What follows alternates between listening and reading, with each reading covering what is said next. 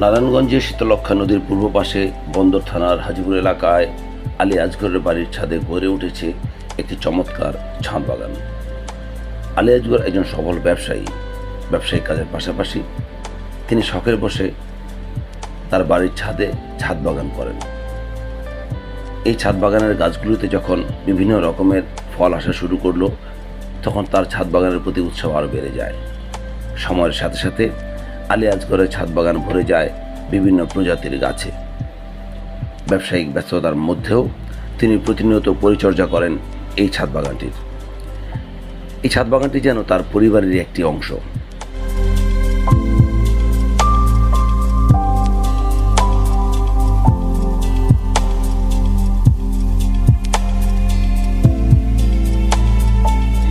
চার পাঁচ বছর আগে আমার এক বন্ধুর বাসায় গেছিলাম বেড়াইতে, দেখি ওর ছাদে খুব সুন্দর বাগান আর কি, ছাদ বাগান, এত সুন্দর বাগান দেখা ইয়ের অবস্থা আর কি। এখন আমি আমারও মনে জাগলো যে আমি বাগান করি আমার ছাদে। ওই বৃক্ষমেলা থেকে 2টা গাছ নিয়ে আসলাম, গাছ নিয়ে আইসা লাগানোর পরে অনেকদিন আছে গাছ, পানি টানি দিতেছি, অনেক করতেছি, ওই যে গাছে কোনো ফল আছে না ফুলও আছে। তারপর হঠাৎ দেখি একদিন ফুল আইছে।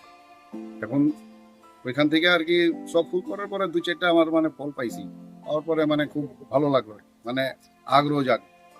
তারপরে অনেকগুলো গাছ চিন্তা করলাম যে আমিও গাছে ছাদ বাগান করি। তারপরে আমি যে কিছু গাছ টাছ নিলাম, হ্যাঁ, তারপরে আর কি অনেকগুলো গাছ লাগেন এভাবে এখন। আর গাছটা এমন না, গাছে অনেক যত্ন নিতে হয়, অনেক খাটাখাটনি করতে হয়, পানি দিতে হয় 2 বেলা, সকালে বিকালে ওষুধ দিতে হয়, অনেক কিছু দিতে হয়। তারপরে আমার এগুলো আর কি অনেক পদের গাছ আছে এখানে। এখন আমার এখানে 80-90টা জাতি গাছ আছে, হ্যাঁ, অনেক পদের গাছ আছে। এটাই আর কি, খুবই শখ। আমরা বাজার থেকে কি ভেজাল এগুলো আমরা নিজেরা লাগাই থেকে আমরা নিজেরাই বাসায় যারা আছে বাচ্চা টাচ্চা আর ঘুরতে আসে 2-4টা ভেঙে খায়। গাছ এই মাটি আলগা করা লাগে, সার দেওয়া লাগে, এই গাছে পোকা ধরলে ওষুধ দিতে হয়, অনেক কিছুই করে। তারপরে প্রতিদিন বিকালবেলা একটু হাঁটতে বেরোলে এই ফল টল দেখি গাছে ভালো লাগে। যে এখানে যে আম অনেকগুলো ছিল, বৃষ্টি না হওয়ার কারণে ফুলগুলো পড়ে গেল।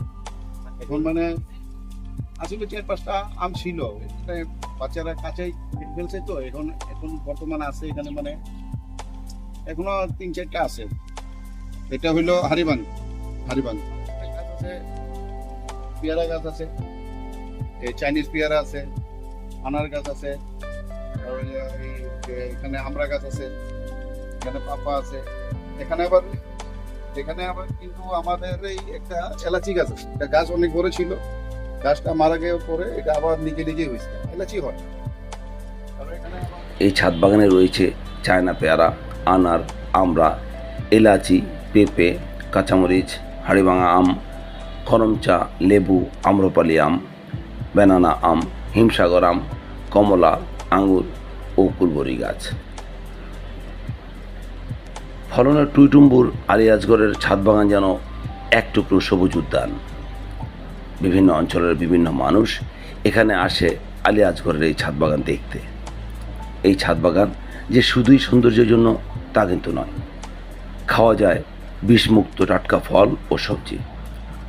প্রকৃত কথা হচ্ছে, আলী আজগর ব্যবসায়িক সফলতার পাশাপাশি ছাদ বাগানও একজন সফল ব্যক্তি। আমি সবার উদ্দেশ্যে বলি যে যাদের ছাদ খালি আছে তারা সবাই মিলে আমরা ছাদ বাগান করি।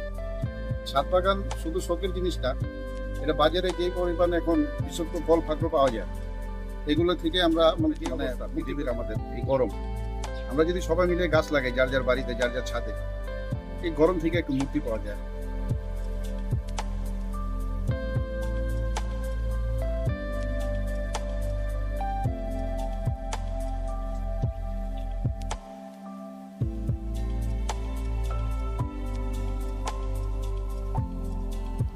শুধু শখ পূরণ নয়, ছাদ বাগান মেটায় প্রয়োজনও।